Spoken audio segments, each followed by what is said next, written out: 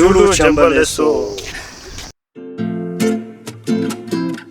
ये हमारा fertility garden है। फर्टिलिटी को अभी हमने गार्डन के फॉर्म में डिपिक्ट किया है, तो आपको शर्माने की या फिर गुस्सा होने की कोई भी ज़रूरत नहीं है। ना छिलूका। नमस्कार दोस्तों, मैं पूजा महेश्वरी आपकी दोस्त हूँ। स्वागत करती हूँ आपका भूटान की राजधानी थिम्पू से। और फिलहाल मेरे पीछे जो आप देख रहे हैं, ये आपको ऐसे लगेगा नहीं कि कोई बहुत बड़ा सा शहर है। एक छोटा सा पहाड़ी जो होता है ना, मनाली जैसी जो फीलिंग आती है, वैसी ही आपको यहाँ की राजधानी में फीलिंग आएगी। इस साइड पे मेरा होटल है। मैं निकलने वाली हूँ आज की डे ट्रिप के लिए। भूटान हमारे देश का मित्र देश है, मतलब कुछ भी ऐसा कुछ बेकार वाला रिलेशन नहीं, काफ़ी अच्छा रिलेशन है। और दोनों की करेंसी भी बिल्कुल सेम है, मतलब हमारा 1 रुपया और इनका 1 रुपया बिल्कुल बराबर है। तो चलते हैं, एक्सप्लोर करते हैं भूटान को।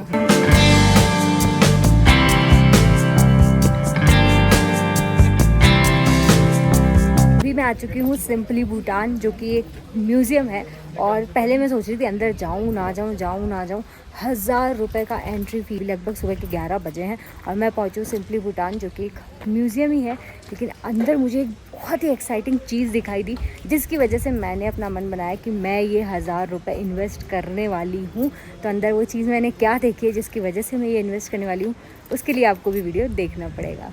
तो जैसे आप देख रहे हो, यहाँ पे पूरा ये लकड़ी का आर्किटेक्चर बना हुआ है जिससे अंदर जाना है। ये यहाँ पे इस तरह से शेप्स हैं सींग का, और यहाँ से आपको ये जो एंट्री गेट है, यहाँ लिखा है मोर देन 200 ईयर्स ओल्ड। 200 साल से भी ज़्यादा पुराना जो है ये गेट है जहाँ से एंट्री करनी है।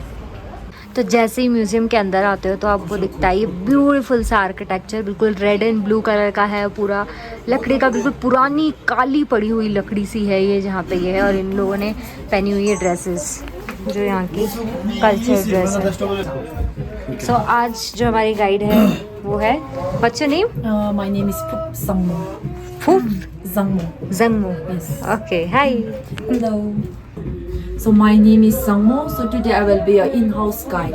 So if you have any doubt regarding to the museum, so you can feel free to ask me.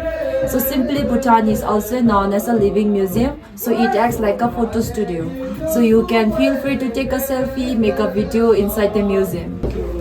तो अभी देने वाले हैं ये वेलकम ड्रिंक, जो कि एक वाइन होती है जो लोकल मेड है और जापानीज़ कल्चर से यहाँ पे आई है।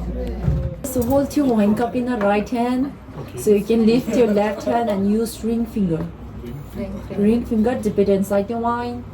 So you can take it out and sprinkle 3 times in the air. At the same time, you can say she means have it. So before we drink, we offer our God and ancestors. Now you can say cheers and enjoy your drinks. Cheers.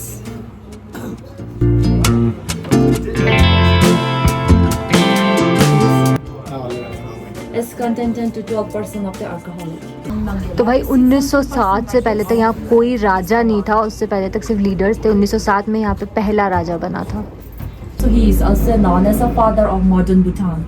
So he developed our country like road, education and health. So he was passed away at the age of 44, too earlier. And this one is first Indian Prime Minister Nehru and his daughter Indira Gandhi. So this one is third king and his queen Ajike Sachuden Wangchuk. So this one is the first relation between India and Bhutan in the year 1958. 1958 में पहली बार India और भूटान का relation बना था। But you were not open to the world, so No, madam. But India with India you were the Bhutan, Yes, it Bhutan was and open. India was open, okay. But rest of the world it was not open. Okay. And this one is fourth king Jimmy Singh Wangchuk. So he is also known as the youngest king in our country. So following unexpected death of his father at the age of 17, he became the king. So lower one with the orange color represents the religion, Buddhism teaching. So the white dragon represents purity and peace. So jewel in his hand symbolize the wealth. Wealth means happiness of the people. यहाँ पे ये जो shawls लगे हैं ये ऊपर लगे हैं, इसका मतलब है कि ये किंग अब नहीं रहे हैं। और जिनके यहाँ पे नीचे लगे हुए हैं वो किंग अभी प्रेजेंट में जिंदा है। Again, we have about 2 more time. You can see over there. So this one is Tongba and this one is Pangla. Okay, this is Chandon, this is Tongba.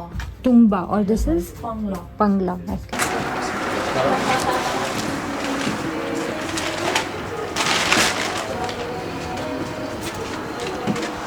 Yup, sa, yup, yup, sa, yup. Salamane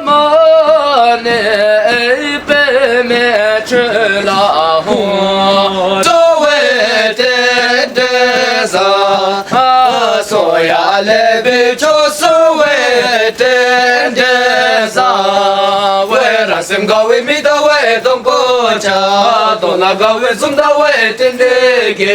We call them as a young jay. It was similar like a santu. So I will play one song for you all. After that, you can give a try a song like Sare Gama Pada Nisa. Okay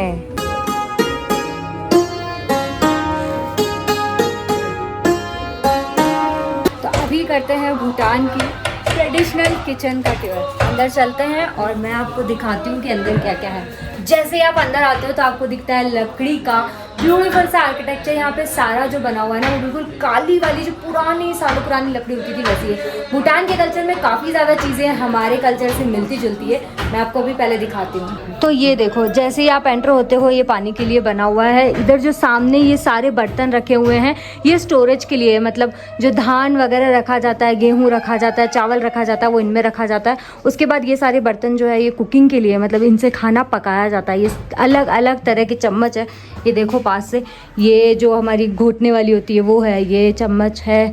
ये लकड़ी का मतलब जो bamboo से बना हुआ है वो चम्मच है। इस तरह के इतने टाइप के चम्मच बने हुए हैं। अब इस साइड पे अगर हम देखेंगे तो ये चूल्हा बना हुआ है, जहाँ पे मतलब इंडिया में भी चूल्हे पे ही खाना बनता था, यहाँ पे भी चूल्हे पे ही खाना बनता था। इनके ट्रेडिशन में वाइन का बहुत ज़्यादा खास महत्व है। तो ये लोग वाइन भी घर पे बनाते हैं चावल की, और उसके लिए ये कंटेनर है, इसके ऊपर ये पानी रख के और जैसे भाप उड़ती है उस तरह से करके ये वाइन बनाई जाती है। ये जो 3 इक्विपमेंट्स आपको यहाँ पे दिख रहे हैं ये चाय बनाने के लिए है।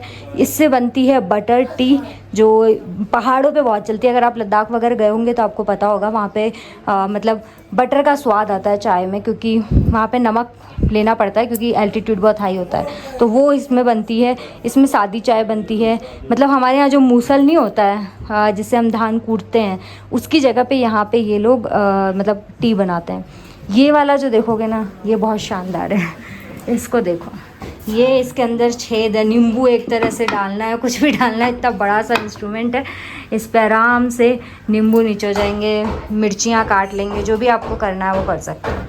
अब एक और बहुत शानदार चीज़, आग को जल्दी पकड़ने के लिए हर जगह पे अपनी अपनी होती है यूज़ करने की। यहाँ पे जो यूज़ किया जाता है ना वो ये है, यानी कि पाइन ट्री।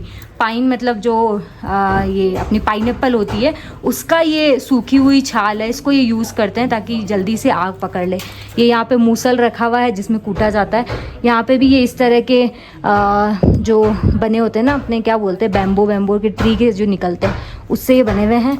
ग्रेन्स रखने के लिए जो है वो इस तरह के कंटेनर जो पुराने ज़माने में होते थे उसी में ये रखा हुआ है। और यहाँ पे ये जो रखा है ना ये है जिसमें ये लोग धान सुखाते हैं, या कोई भी चीज़ सुखाने के लिए अगर रखनी होती है तो इस चीज़ में सुखाया जाता है। अब मैं आपको बाहर देखती हूँ कि ये क्या क्या सुखाते हैं। तो ऊपर देखो पूरा भुट्टे की लाइन लगी हुई है, चारों तरफ आपको भुट्टे दिखाई देंगे। यहाँ पे ये लटक रही है मिर्चियाँ, अलग अलग टाइप की, छोटी बड़ी सब तरह की मिर्ची, और बल्कि ये मशरूम्स भी इन्होंने यहाँ पे सुखाए हुए हैं। तो ये सारे सूखे मसाले जैसे हम काम में लेते हैं, सेम वैसे ही सूखे मसाले काम में लेते हैं। सूजा एंड देसी। सूजा इज़ फॉर टी एंड देसी is for sweet rice. Okay, wow.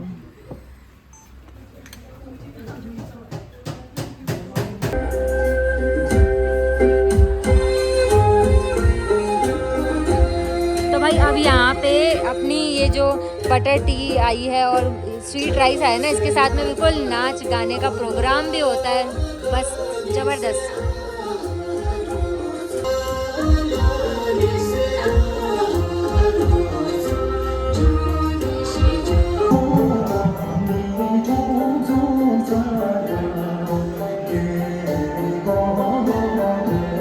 Ceiling है। जब वो 2 साल के थे तो उनको एक ब्रेन डिजीज़ हुआ था, सेरेब्रल पल्सी नाम का। तब से उनके 2 हाथ पैरालाइज है। अभी वो 37 इयर्स के हैं और सिर्फ उनके 2 पाँव चलते हैं, तो जो भी वो ऐसे पेंटिंग या फिर कार्विंग करते हैं सब उनके पैर से ही होता है। लॉर्ड बुद्धा जो है उनके बॉडी पार्ट्स रिप्रेजेंट करते हैं। तो अगर हमारे पास ऐसे 8 सिंबल होते हैं तो इसका मतलब है एक बुद्धा का स्टैचू ही है, सिंबलिज्म से।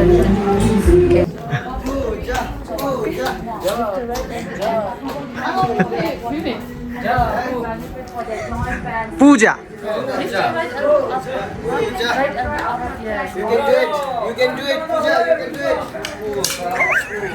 Your aim was correct, but more strength. मक्खन का ताकत दिखाओ।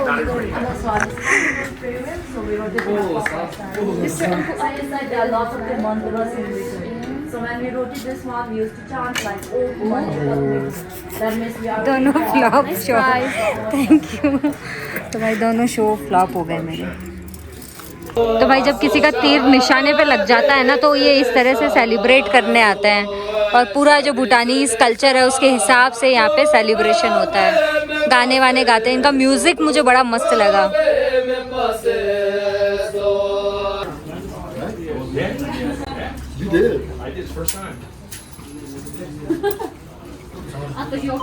మన కోరికలు మొక్కనట్లు వేయాలనుకుంటుంది.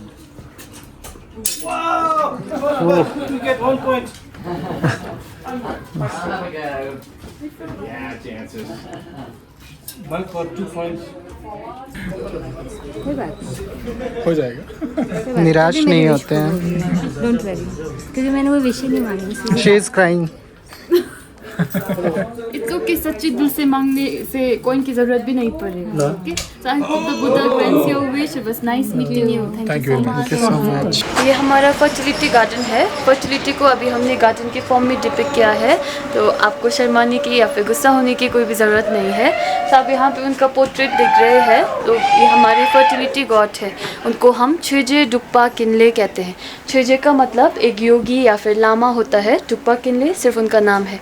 जितने भी हमारे भगवान होते हैं उनके पास अलग वेपन पावर होते हैं शैतान को ख़त्म करने की, पर हमारे फर्टिलिटी गॉड जो है वो उनके फैलेस यूज़ करके शैतान को ख़त्म करते हैं।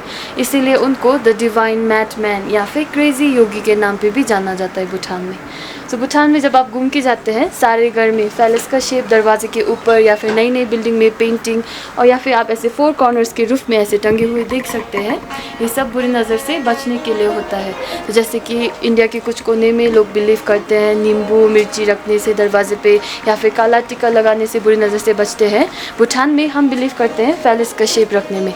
तो डोंट गेट शॉक्ड अगर आप बुद्धिस्ट पीपल को देखें ऐसे फैलेस के शेप के साथ। तो भूटान में फैलेस के शेप को हम पेंडेंट नेकलेस या फिर छोटे छोटे की चेन की तरह साथ में लेके जाते हैं। तो म्यूज़ियम से मैं बाहर आ गई हूँ, एंड लिटरली जो मैंने जाने से पहले सोचा था कि जाऊँ नहीं जाऊँ, 1000 रुपये वर्डफुल है या नहीं है, बट मुझे लगता है भाई 2000 भी ले ले तो वर्डफुल है, क्योंकि इस तरह से कल्चर को एक्सपीरियंस करना, और नॉर्मली हम बाहर किसी से इस तरह से मिल के बात नहीं कर सकते। यहाँ पे लोग बहुत फ्रेंडली है, आपको आराम से बताते हैं, कल्चर को जानने को मिलता है और कैसे यहाँ पे पुराने टाइम पे लोग रहते थे, और ओवरऑल काफ़ी फ़न, काफ़ी एंटरटेनिंग है, और जो खाने पीने को भी थोड़ा अलग यहाँ का जो लोकल है वो मिल जाता है। तो it's a must visit place. तो ये जो स्तूपा है ये तिब्बतियन और नेपाल स्ट्रक्चर का मिक्सचर है। ये जो लोटस है ये रिजेंबल करते हैं कि गौतम बुद्धा का जन्म हुआ था। ऊपर आपको अगर ये आंखें दिख पा रही है ना, ये है नेपाल का, ये जो स्क्वायर शेप में आंखें होती है ये नेपाल की निशानी है। और जिस तरह की ये डिज़ाइंस बनी हुई है ये रिजेंबल करती है तिब्बतियन स्टाइल को।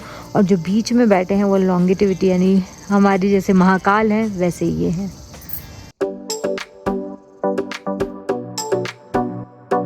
तो भाई ये जो बिग बुद्धा स्टैचू है ये लगभग 200 मिलियन की कॉस्ट पे बनाया, और सिंगापुर के कोई है जिन्होंने डोनेट करके बनाया।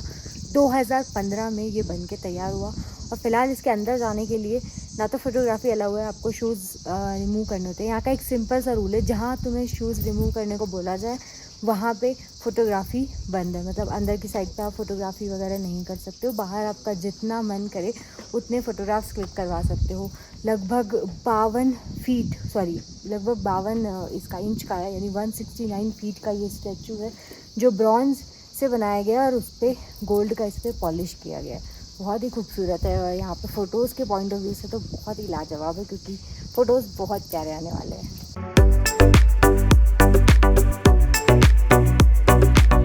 फ़िलहाल मेरे पीछे ये जो बड़ा सा स्टैचू आपको दिख रहा है ये है गौतम बुद्धा जी का। और आज मुझे काफ़ी सारी चीज़ें भी पता चली बुद्धिज़्म के बारे में। मतलब हर कंट्री में वैसे कहने को बुद्धिज़्म फॉलो हो रहा है, लेकिन हर जगह अलग टाइप का। जैसे भूटान में अलग मिलेगा, चाइना में अलग मिलेगा, तिब्बत में अलग मिलेगा, थाईलैंड में अलग मिलेगा, और हमारे आसपास में और भी बहुत सारी कंट्रीज़ है जहाँ पे बुद्धिज़्म फॉलो होता है। जैसे नेपाल में भी थोड़ा बहुत बुद्धिज़्म फॉलो होता है। तो ये सारे जो बुद्धिज़्म है ये अलग अलग टाइप के। वहाँ पे आपको जो दिख रहा है ये इस तरह का आर्किटेक्चर उन्होंने बनाया हुआ है। और बुद्धिज़्म में भी जो भगवान होते हैं ना वो हमारे जैसे दिखते हैं। अब जैसे अंदर की साइड पे जहाँ फोटोग्राफी अलाउ नहीं थी, उधर की साइड से आप जब अंदर जाते हो तो पूरा एक म्यूज़ियम टाइप का बना हुआ है। उस पूरे म्यूज़ियम में आपको सारी चीज़ें दिखाई जाती है। इनके भी जो भगवान थे उसमें एक आप बोल सकते हो अर्धनारीश्वर का रूप था। जैसे कि आधा शिव आधा पार्वती हमारे यहाँ होता है, वैसे यहाँ पे भी मेल और फीमेल को मिला के एक गॉड को बनाया गया है, जिसको विजडम और मेथड दोनों का नाम दिया गया। मतलब काफ़ी हद तक सिमिलैरिटीज़ है, क्योंकि निकला तो हिंदुज़म से ही है। बाकी फ़ोटोज़ के पॉइंट ऑफ व्यू से काफ़ी प्यारी प्लेस है। व्यूज़ बहुत अमेजिंग है। इधर पहाड़, बादल, और इस साइड पे ये जो है इसका आर्किटेक्चर ऐसा है। वहाँ से आपकी फ़ोटोज़ अच्छी आएगी, तो अभी वहाँ चलते हैं और कुछ फ़ोटोग्राफ्स क्लिक करवाते हैं।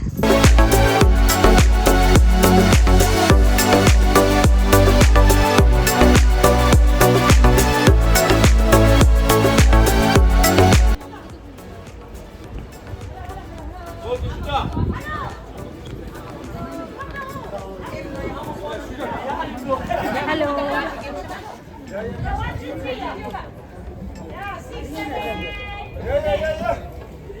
तो यहाँ के मार्केट्स में बिल्कुल आपको हैपनिंग वाली वाइब्स मिलेगी। बहुत ही अच्छा माहौल है, सब लोग गेम खेल रहे हैं। मतलब एक बोर्ड लगा दिया है सामने जिसमें सारे नंबर्स हैं और उस पर तीर मारे हैं और जिसको भी मिल जा रहा है उसको पैसे मिल जा रहे हैं। बहुत ही मतलब चिल वाले वाइब्स है यहाँ पर, सब लोग गेम खेल रहे हैं मस्त। Which game it is?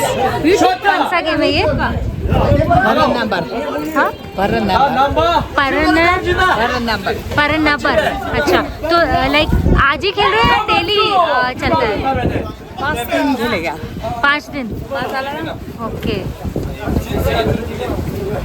तो कुछ इवेंट है आज, कुछ फेस्टिवल है या ऐसे ही बस? Festival, okay. कौन सा?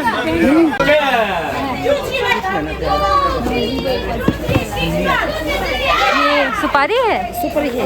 अच्छा। Tamil, what do you call? पान। Pan, Tamil koi na? हाँ। You're from, I think you're Bengali. No, Delhi. Delhi. Oh, Delhi, you're from Delhi. Which part you are from? I'm from Jaipur. Oh, okay. Thank you. Yeah, I know. I've been lot of She is giving-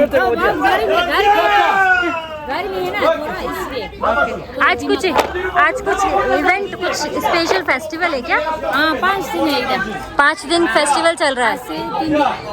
3 दिन और है। कौन सा festival है? आंधी रूप। आंधी नहीं देखते ना, हाँ हाँ, हमारा पैसे बना के अच्छा, ओके। डोनेशन के लिए चल रहा है। Oh wow. वो आंधी रूप का सब हम लोग हेल्प करते हैं। हाँ, तो भाई यहाँ पे कोई वो वैसे नहीं, इंजॉयमेंट जो चल रहा है ये कॉज के लिए चल रहा है। जो ब्लाइंड लोग हैं उनकी हेल्प करने के लिए यहाँ पे ये लोग गेम खेलते हैं और फिर जो भी पैसा बनता है वो ब्लाइंड लोगों को डोनेट कर देते हैं। 1, 2, 3, 4, 5, 6. Okay, shoot ready.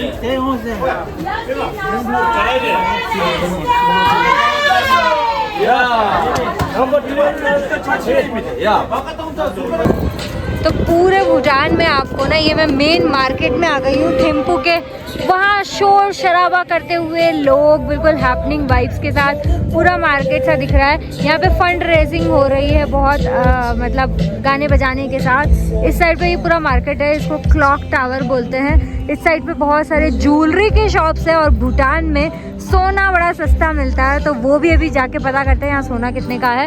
और इधर आपको दिखेगा ये PNB बैंक। भाई यहाँ पे भी PNB बैंक है और इस एरिया में, मार्केट एरिया में भी आपको काफ़ी सारे होटल्स मिल जाएंगे। हालांकि थोड़े कॉस्टली होंगे, लेकिन फिर भी आपको यहाँ पे इस मेन एरिया में रुकना है तो यहाँ पे भी आप रुक सकते हो।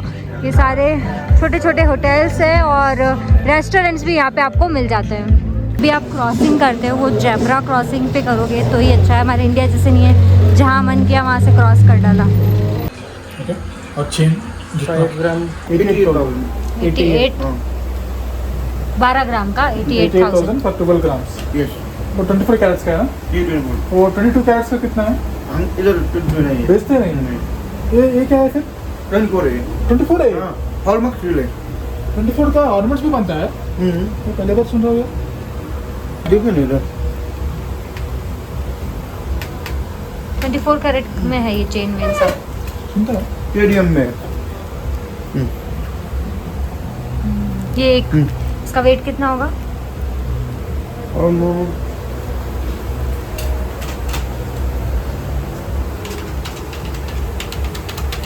मुश्किल होता है ना? अभी इंडिया में 86 होगा ना? नहीं 76। 76 वो 10 ग्राम का है ना? हाँ वो 10 ग्राम का है। इधर भी 76। 76 तो हाँ इंडिया में 88 है। 88 600 है।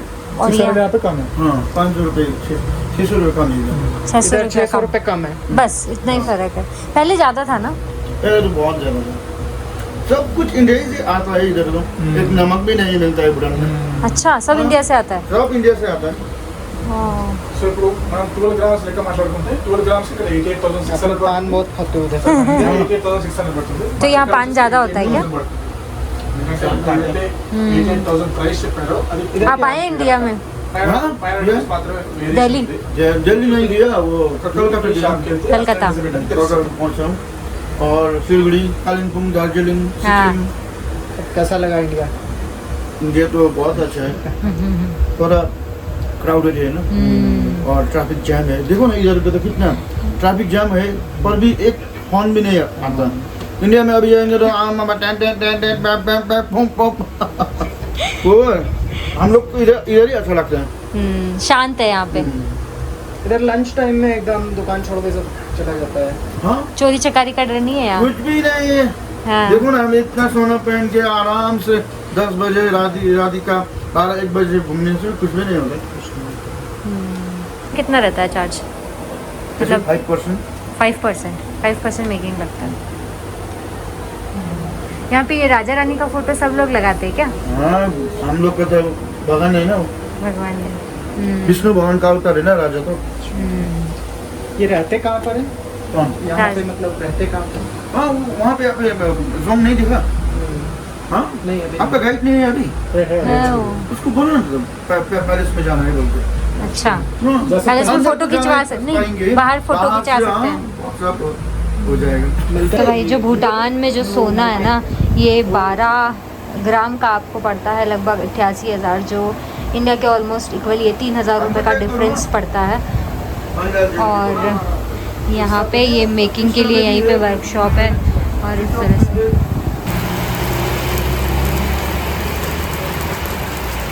तो अब मुझे फाइनली मिला है प्योर वेज रेस्टोरेंट और अभी यहाँ चलते हैं। यहाँ पे साउथ इंडियन फूड भी मिलता है। नॉर्मली कभी भी आप फॉरेन कंट्री विजिट कर रहे हो ना तो आपको south Indian food easily available होता है as compared to north Indian if you are looking for pure vegetarian. तो अभी चलते हैं और देखते हैं क्या मिलेगा।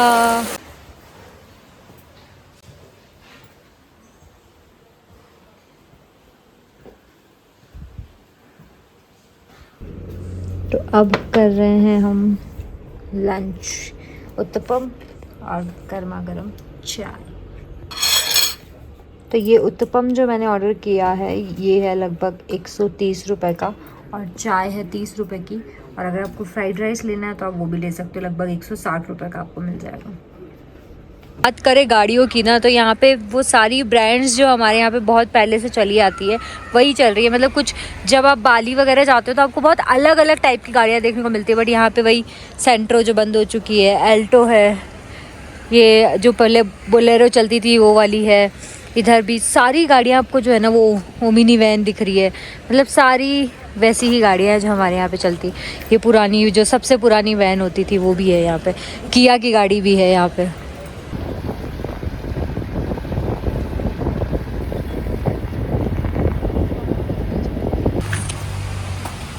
Thank you. खपुन खा तो भाई मेरा जो नेक्स्ट पॉइंट है आज का वो है रॉयल टैकिन प्रिजर्व, जो भूटान का जो नेशनल एनिमल है। इसकी बहुत अच्छी इंटरेस्टिंग स्टोरी है जो मैं बाद में बताऊंगी। फिलहाल मैंने पे करी है यहाँ की एंट्री फीस 300 रुपये, और अभी अंदर चलते हैं और देखते हैं अंदर क्या है। ये दिखेगा।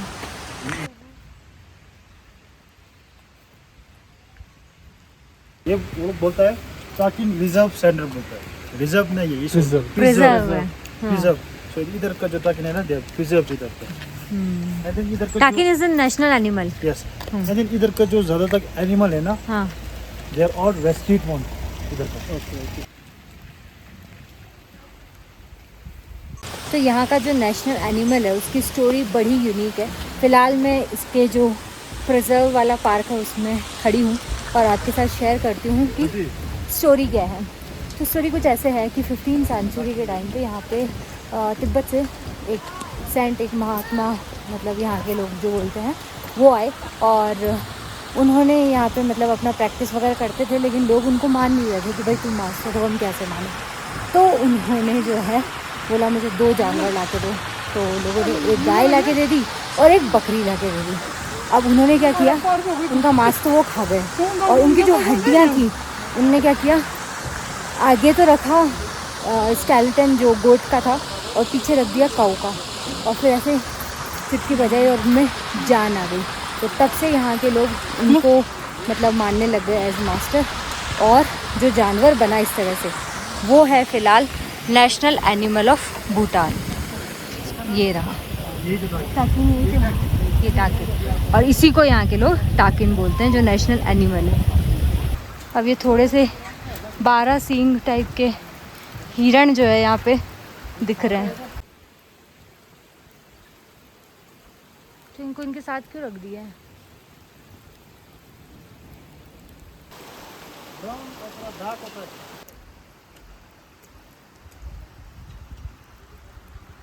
तो मेरे हिसाब से तो आपको अगर बच्चों के साथ आ रहे हो और एक नया एनिमल देखने का शौक़ है तो ही आपको 300 रुपये खर्च करने चाहिए।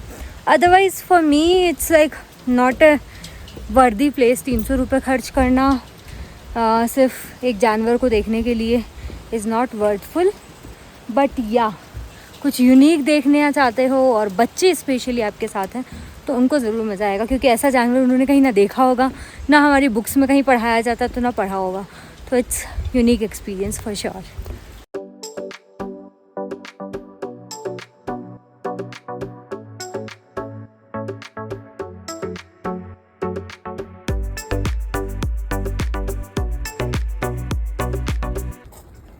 कहाँ sir? Yeah, in Rajasthan, India, Jaipur side, we call it Dansre. Dansre. Hmm. Then you should. No, it's false. We call it false. तो ब्लैक होते हैं। तो सिटी है, बारिश हो रही है और उसके बीच में ये इतना प्यारा सा रेनबो दिख रहा है। जो आपको छोटे छोटे से दिखाई दे रहे हैं ये मिनी स्तूपा हैं, इसको मिनिएचर्स भी बोलते हैं, और इसको कहा जाता है कि इससे आपको पॉजिटिव वाइब्स मिलती है, इसलिए इसको हर जगह हर कोने पे रख दिया जाता है। जो भी लोग ट्रैवल कर रहे हैं उनके लिए गुड वाइब्स का ये एक साइन बना के यहाँ पे रखा जाता है। तो वो भी तो आप दिखाने वाले थे, president house, supreme court. President house कब बोला? मैं तो नहीं बोला। तो जिस व्यू पॉइंट पे हमने पूरा थिम्पू का व्यू देखा था उससे लगभग 5 मिनट नीचे की तरफ उतरने के बाद में अभी जिस जगह पे मैं पहुंची हूँ यहाँ पे है ये फोर्ट्रेस। फोर्ट्रेस क्या होता है वो मैं थोड़ा सा समझा देती हूँ।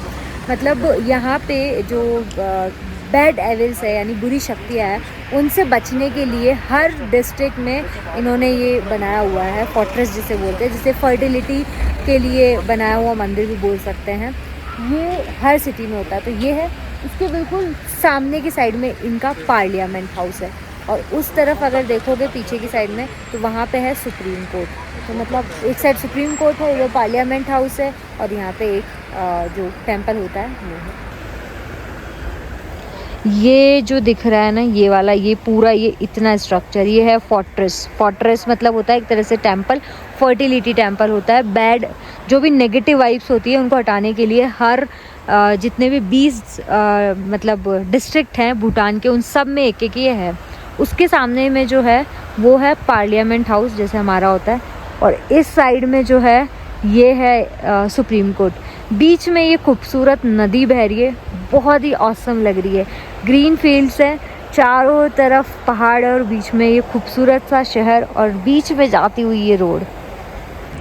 तो बहुत से लोगों के मन में प्रश्न होता है कि भूटान जो राज्य है वहाँ पे किस तरह से शासन चलता है, किस तरह से इलेक्शन होते हैं या नहीं होते हैं, और ओवरऑल क्या रहता है। तो मैं आपको बता देती हूँ, भूटान में राजा होते हैं, मतलब राजा का शासन चलता है, और उसी के साथ साथ यहाँ पे वोटिंग भी होती है, प्राइम मिनिस्टर को भी चुना जाता है, लेकिन वो उन्हीं लोगों में से, मतलब वही लोग किसी को इलेक्ट करते हैं और उसी में से आप वोट कर सकते हो। उसके अलावा एक स्पिरिचुअली, यानी कि जो यहाँ के मॉनेस्ट्रीज होते हैं उनका एक प्रधान जिसे बोल सकते हैं, मतलब आपने मूवीज़ वगैरह में अगर देखते हो तो देखा होगा कि एक मेन प्रेस्ट होता है, मेन पंडित बोल दो, मेन मॉन्क बोल दो, वो भी यहाँ पे होता है। मतलब दोनों का बराबरी का दर्जा होता है। अगर आप मंदिरों में जाओगे, मोनेस्ट्रीज़ में जाओगे तो किंग और क्वीन का फ़ोटो भी लगा होगा, और जो ये हेड है मोनेस्ट्रीज़ का, जो मेन प्रिस्ट माना जाता है, उसका फ़ोटो भी लगा होगा। दोनों को यहाँ भगवान की तरह पूजा जाता है, और कह सकते हो यहाँ का पूरा जो शासन चल रहा है वो उन्हीं के लिए मतलब वही लोग चला रहे हैं। तो कुछ इस तरह से रहता है, दोनों मिलकर चलाते हैं,